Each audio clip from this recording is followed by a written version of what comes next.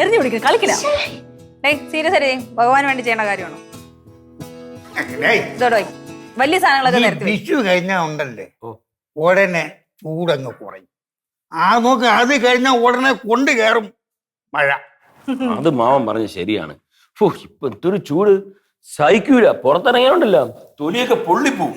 അത് ഈ സൂര്യനും ഭൂമിയും കൂടെ നേർക്ക് നേർ നിൽക്കുമ്പോഴാണ് ഈ വിഷു എന്നൊരു സംഭവം കൂടെ ഉണ്ടാവുന്നത്.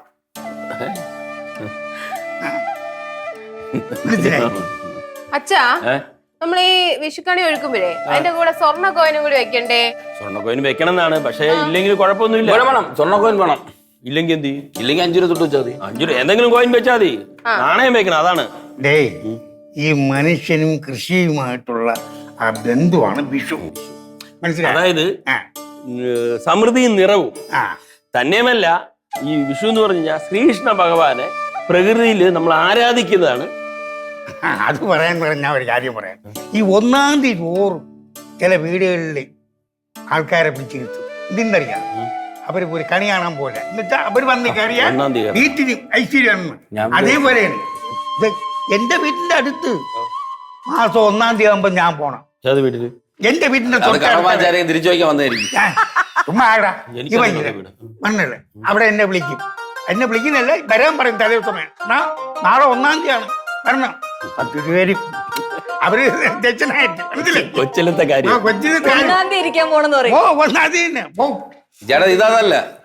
ഒരു ദിവസം ഞാൻ പോയില്ലേ, എന്റെ അമ്മച്ചി ജാപന ഒരുത്തെ അതിനകത്ത് ചെന്ന് കയറി അവളെ ആടിയും കിളവൻ പെട്ടോത്തി എടുക്കണ്. ദിവസം ആടി അപ്പൊ അവർക്ക് മനസ്സിലായി എന്റെ ഐശ്വര്യം. അവർക്ക് മനസ്സിലായി. ഇതൊക്കെ എന്റെ അടുത്ത് പറഞ്ഞാൽ മനസ്സിലാവും. എടി അങ്ങനെയല്ല മോളെ, അങ്ങനെ ഉണ്ട്. ചില വീടുകളിലൊക്കെ ചില ഐശ്വര്യം ഉള്ളവർ വന്ന് ഞാൻ മാസം മൊത്തം നന്നായിരിക്കും 1-ാം തീയതി കയറുന്ന അങ്ങനെ സംഭവം ഉണ്ട്. 1-ാം തീയതിയൊക്കെ വല്ല വീട്ടിലും ചെന്ന് കയറുമ്പോണ്ടല്ലോ സൂക്ഷിച്ചേ. കാരണം വിശ്വാസമുള്ള ടീമാണെങ്കിൽ ആ മാസം എന്തെങ്കിലും പ്രശ്നം ഉണ്ടെങ്കിൽ ആ 1-ാം തീയതി കയറി വന്ന ആളുടെ തലയിലിരിക്കും എല്ലാം കൂടി തീർന്നു. അങ്ങനെ കളിയാക്കണ്ട. അങ്ങനെ ഇരുന്നവനാണ് ഞാൻ. അതെ, ആ വീട്ടുകാരെ കാര്യം ആലോചിച്ച് നോക്ക് ചേട്ടത്തി. നീ 1-ാം തീയതി എങ്ങനെ ഇരിക്കും? ഞാൻ പോകില്ലല്ലോ. 1-ാം തീയതി തൊട്ട് 3-ാം തീയതി ഞാൻ പോകുള്ളൂ. അതെ, പച്ചക്കറിയും പഴവും മാത്രം പോരാ, തുണി വേണം. സ്വർണ്ണ ആഭരണം ഉണ്ടെങ്കിൽ സ്വർണ്ണ നാണയത്തിന്റെ ഏതെങ്കിലും ആഭരണം നമ്മളെ കമല മാല എന്തെങ്കിലുമൊക്കെ വെച്ചാൽ മതി. പുതിയ വസ്ത്രങ്ങൾ സെറ്റ് മുണ്ട് വെച്ചാൽ മതി. നല്ല ഫ്രഷ് ആയിട്ടുള്ള സെറ്റ് മുണ്ട്. പുസ്തകങ്ങൾ വെക്കണം. ഗീത രാമായണം ഒക്കെ വെക്കണം. എല്ലാം നല്ല കാര്യം. പാത്രത്തിൽ കുറച്ച് ഉണ്ണിമാമനെ കൂടെ വെച്ചാലോ? വെച്ചാലോ? ഉണ്ണിയപ്പം കിണ്ണിയപ്പോ ഒന്നും വേണ്ട. അവിടെ ആ പാത്രത്തിൽ പൈസ 100ന്റെ നോട്ടൊക്കെ അടിക്കുക. അതൊക്കെ അടിക്കായിട്ട് വയ്ക്കണം. അതൊക്കെ നമ്മുടെ കണിയാണ്. ആ പൂ വെക്കണം ഏറ്റവും മേളില്. അങ്ങനെ നമ്മുടെ കണിയൊക്കെ അടിപൊളിയാവും കേട്ടോ. ഇതും കൂടെ അങ്ങോട്ടും മുറിച്ച് വെച്ച് കഴിഞ്ഞാൽ സെറ്റാവും. കണിന്ന് വെച്ചാ ബെസ്റ്റ് കണി കഴിഞ്ഞ വർഷത്തായിരുന്നു. കഴിഞ്ഞ വർഷം ഉണ്ണിമാവനൊരു നല്ല ഉഗ്രം കണി കിട്ടി. നീ ഇവിടെ ഇല്ലായിരുന്നല്ലോ. ഇവർ രണ്ടുപേരും കൂടെ അണിയിച്ചൊരുക്കിയ കണിയായിരുന്നു. ഞാൻ പറഞ്ഞുതരാം. അതെ, വിഷുവിന്റെ തലേദിവസം മാമ ഇവിടെ ഉണ്ടായിരുന്നു. ആസ് യൂഷ്വൽ മാമ അടിച്ച് പിമ്പിരി. വിഷു എന്നുള്ള ബോധമൊന്നുമില്ല. രാവിലെ വെളുപ്പം കാലത്തെങ്ങാണ്ടായപ്പോ മാമന് നല്ല ദാഹിച്ച് 4:30 ആയി കാണും. മാമൻ വെള്ളം കുടിക്കാനായിട്ട് അടുക്കളയിലെത്തി. അപ്പോഴാണ് എന്നിട്ട്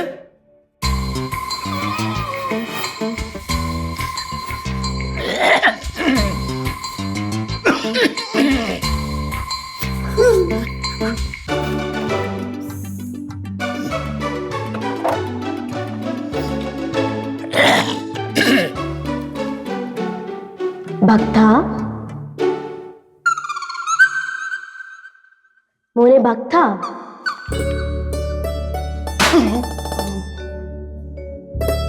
ഭയപ്പെടരുത്. ഇത് നോം തന്നെയാണ്, സാക്ഷാൽ ശ്രീകൃഷ്ണൻ. നമ്മെ സ്നേഹത്തോടെ വിളിച്ചിരുന്ന പേരാണ് ഉണ്ണി. അതാണ് നിന്റെ അച്ഛനും അമ്മയും തന്നെ കിട്ടിയിരിക്കുന്നത്. മനസ്സിലായോ? അതുകൊണ്ട് തന്നെ നീ അവരുടെ വാക്കുകൾ കേൾക്കാതിരിക്കരുത്. മനുഷ്യരിൽ എല്ലാവരും കൃഷ്ണൻ വസിക്കുന്നുണ്ട്. അതുപോലെ തന്നെ നിന്റെ ഉള്ളിലും നോമുണ്ട്. അതുകൊണ്ട് വിഷുക്കാലമാണ്.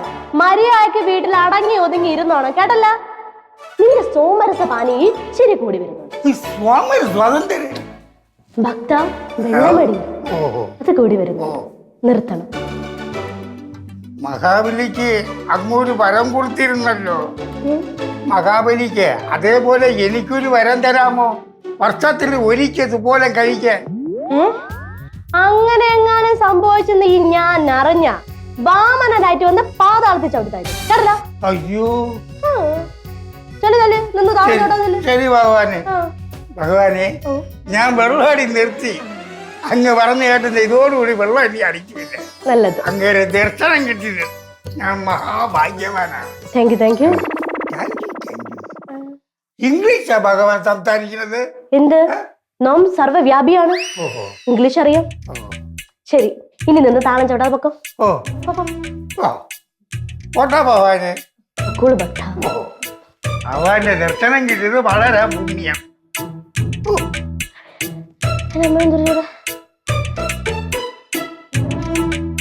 പണ്ടേ പങ്ക അപ്പൊ നീയാണ് ഈ വേഷം കെട്ടിരിക്കുന്നത് അച്ഛൻ മനസ്സിലായേ ഇല്ലേ? മനസ്സിലായി കാണൂല, പിന്നെ തലേ ദിവസത്തെ ഹാങ് ഓവറും കാണുമല്ലോ.